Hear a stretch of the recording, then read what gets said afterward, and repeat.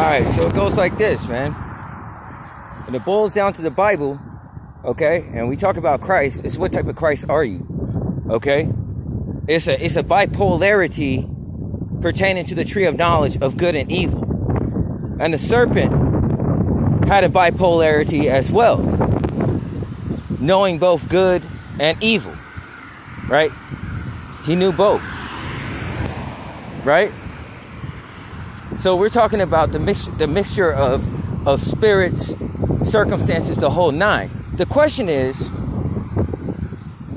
did we become as God? Because the first thing Christ says when the Lord shows up, he says, now man has become as one of us. Meaning Christ already knew good and evil. He had already eaten from that tree. So if he's the tree of life and he eaten from that tree and he blocked it from mankind, all right,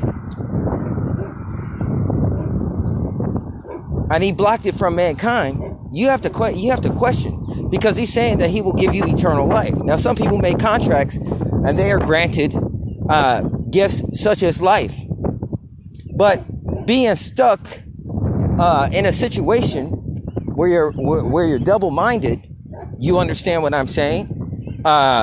Pertaining to good and evil, all right?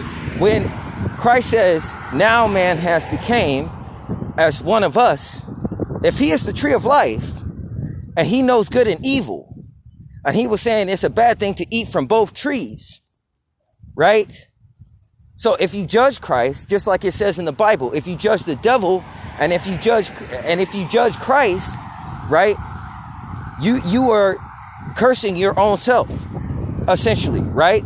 Because he came in the archetype of man and died for all matter of man's sins. So then it boils down to what type of Christ are you? Are you a type of Christ in which you would be sacrificed? Or are you a type of Christ that preaches peace, that brings war? Are you an antichrist?